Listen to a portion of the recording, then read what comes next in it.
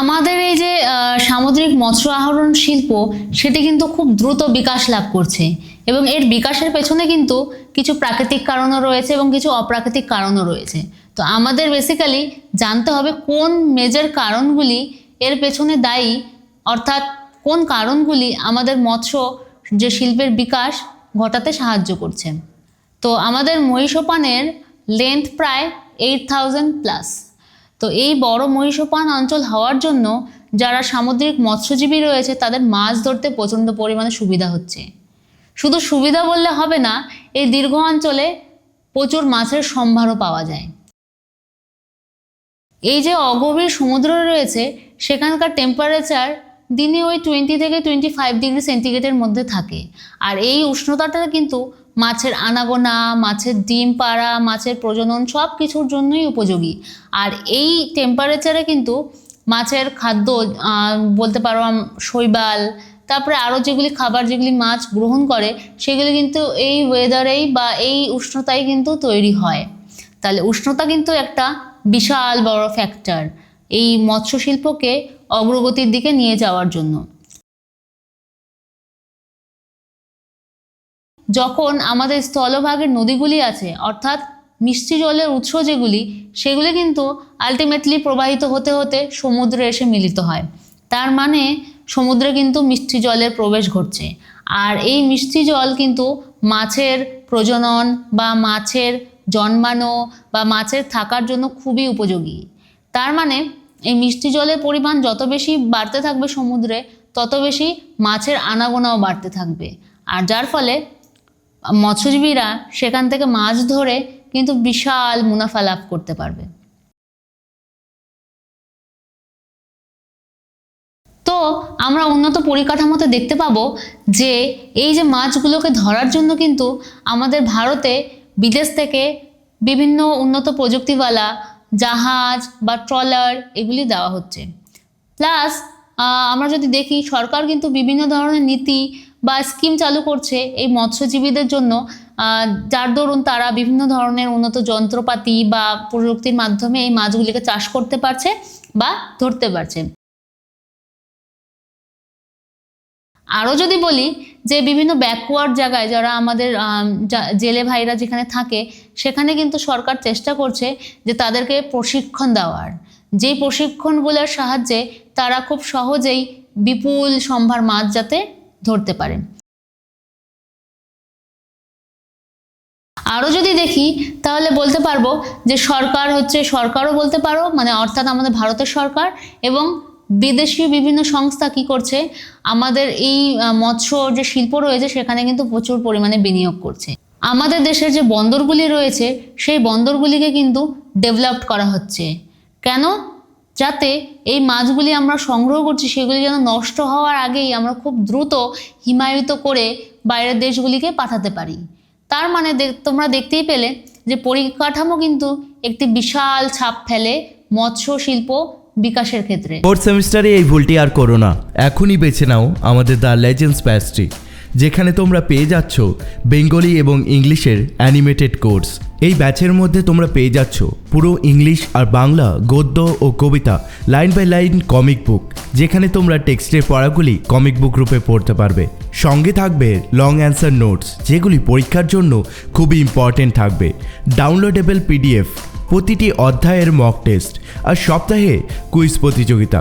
এতেই শেষ নয়, সপ্তাহে 2 দিন তোমরা লাইভ ক্লাস পাবে SBR স্যারের সাথে, আর সাথে থাকবে রেকর্ডেড প্রিমিয়াম ক্লাস, যাতে তোমার কোনো ক্লাস মিস না হয়। ইংরেজি গ্রামারে বিশেষ করে গুরুত্ব দেওয়া হবে এবং থাকবে তার সাথে প্র্যাকটিসিং ক্লাসেস। এই ব্যাচটি নিলে তোমরা শর্ট কোশ্চিন এবং লং কোশ্চিনে 100% কমন পাবেই পাবে। এই ব্যাচের মধ্যে শুধুমাত্র টপ 200 সিটস রাখা হয়েছে, তাই সিট মিস করলে কিন্তু আফসোস হবে। এই ভিডিওর ডেসক্রিপশনে SBR EdTech অ্যাপের লিঙ্ক দেওয়া রয়েছে, এখনই ডাউনলোড করে নিয়ে নাও দ্য লেজেন্ডস ব্যাচ 3, অথবা তুমি এই মোবাইল নাম্বারে হোয়াটসঅ্যাপ করতে পারো, যেখানে তোমাকে সাহায্য করা হবে। এবার ভালো রেজাল্ট করতে আর কেউ আটকাতে পারবে না। তোমরা কিন্তু সবাই নীল বিপ্লব সম্পর্কে আগেও পড়েছো। নীল বিপ্লব জিনিসটা কি? নীল বিপ্লব কিন্তু মাছের সঙ্গে যুক্ত।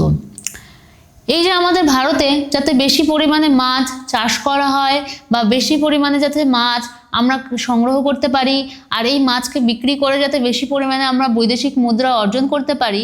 তো এই সমস্ত দিকগুলি দেখার জন্য কিন্তু আমাদের নীল বিপ্লব চালু করা হয়েছিল। এর ফলে কি হয়, আমাদের যে এখানকার জেলে ভাইরা রয়েছে তারা প্রশিক্ষণ লাভ করতে থাকে, তারা উন্নত প্রযুক্তিতে মাছ চাষ করতে থাকে, যার ফলে মাছের কোয়ালিটি কিন্তু ভালো হয়ে যায় এবং মাছের ডিমের কোয়ালিটিও ভালো হতে থাকে। আর এই মাছগুলিকে কি করে, একটা সময় পর তারা সংগ্রহ করে বিদেশে বিক্রি করছে। তার মানে তোমরা বুঝতেই পারলে যে ব্লু পলিসি বা আমাদের যে নীল বিপ্লব রয়েছে বা ব্লু রেভলিউশন রয়েছে, সেটি কিন্তু বিশালভাবে প্রভাব ফেলছে আমাদের মৎস্য শিল্প বিকাশের ক্ষেত্রে। এরপরে যে আমরা কারণটি দেখব সেটি বলতে পারো আমাদের সংরক্ষণখানা। শুধু যে মাছ ধরলেই আমাদের শিল্পের বিকাশ হয়ে যাবে সেটা তো নয়, সেই মাছটাকে ধরার পর আমাদের সংগ্রহ করতে হবে।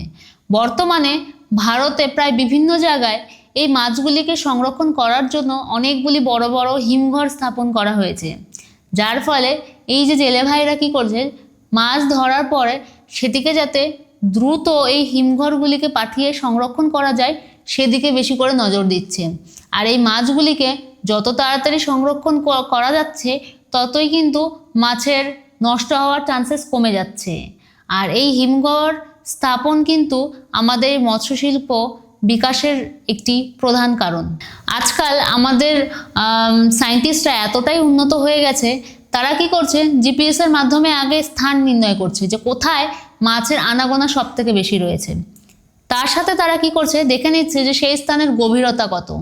ফলে তারা মাছ ধরতে যাওয়ার আগে উপযুক্ত ব্যবস্থা গ্রহণ করছে এবং তারপর সম্পূর্ণরূপে রেডি হয়ে ওই জায়গায় পৌঁছে খুব তাড়াতাড়ি মাছগুলিকে সংরক্ষণ করছে বা মাছগুলিকে ধরে ফেলছে। সেই মাছগুলিকে ধরে নিয়ে তারা খুব দ্রুত সেই মাছগুলিকে প্রিজার্ভ করছে। আর এই যে প্রসেসগুলি এগুলি কিন্তু খুব তাড়াতাড়ি হচ্ছে। আর এই চটজলদি ধরা আর চটজলদি সংরক্ষণ করা আর বিক্রি করা, এই যে কাজগুলি খুব দ্রুত হচ্ছে, এটি কিন্তু মৎস্যশিল্প বিকাশের জন্য একটি গুরুত্বপূর্ণ স্টেপ আমরা বলতে পারি। এরপরে আমরা যে কারণটি দেখব সেটি হলো মৎস্যজীবীদের কল্যাণ ও তাদের সম্পদ ব্যবস্থাপনা। এখানে কি হয়, ধরো যারা মৎস্যজীবী রয়েছে তাদের না এতে জীবন বীমা বা ভাতা প্রোভাইড করা হয়। অর্থাৎ এরকম বলতে পারি যে তাদের খুব কম শুল্কে ঋণও দেওয়া হবে, যাতে তারা নৌকো বা জাহাজ বা বড়শি এগুলো যাতে কিনতে পারে। ঠিক আছে, তারপর এটা বলা যেতে পারে যে যখন ধরো মাছের প্রজনন টাইম, তখন কি হবে, এই মৎস্যজীবীদেরকে মাছ ধরতে দেওয়া যাবে না, কিন্তু তারা তো অবসর বসে থাকবে না, না? তখন সরকার কি করবে, এই অবসর টাইমে যাতে তাদেরও পেটটা চলে সেই জন্য কিছু ভাতা তাদেরকে দেবে। তো এইভাবে আমাদের সরকার কি করছে, এই যে মৎস্যজীবী রয়েছে তাদেরকে সাহায্য করছে। এই সাহায্য করার জন্যই তারা কিন্তু এই মাছ ধরা সংগ্রহ করা এটার প্রতি আকৃষ্ট হয়ে রয়েছে। বেসিক্যালি বলতে গেলে ভারত কিন্তু মৎস্য প্রধান দেশ। তার মানে বুঝতেই পারছো আমাদের ভারতে, বিশেষ করে পশ্চিমবঙ্গে কিন্তু মাছের ক্রেজ প্রচুর, যার ফলে আমাদের যে জেলে ভাইরা রয়েছে তারা কিন্তু প্রচুর পরিমাণে মাছ সংগ্রহ করছে এবং এগুলিকে আমাদের দেশের বাজারে এবং বিদেশেও রপ্তানি করছে। যেহেতু দেশে এবং বিদেশে দুই জায়গাতেই আমাদের মাছের চাহিদা রয়েছে, সেহেতু আমাদের দেশ কিন্তু বিদেশে মাছ রপ্তানি করে প্রচুর টাকা ইনকাম করছে, যেটা আমাদের জিডিপিকে বাড়াতে সাহায্য করছে। আর এই কারণগুলিকেই আমরা বলতে পারি যে আমাদের মৎস্য শিল্পের বিকাশের পেছনে এগুলিই দায়ী। তাহলে তোমরা দেখলে তো যে আমাদের দেশ কিভাবে এগিয়ে যাচ্ছে এই শিল্পে। তোমাদের যদি আমার পড়ানো ভালো লেগে থাকে তাহলে কমেন্টে কিন্তু জানাতে ভুলো না। আর তোমাদের যদি এই টপিকের ওপর নোটসের প্রয়োজন হয় তাহলে SBR EdTech অ্যাপটি কিন্তু ডাউনলোড করতে হবে। আর এই অ্যাপের লিঙ্কটি আমাদের ডেসক্রিপশন বক্সে দেওয়া থাকলো, তোমরা সেখান থেকে ডাউনলোড করে নিও। আবারও কোনো একটি নতুন টপিক নিয়ে দেখা হবে তোমাদের সাথে। See you soon guys.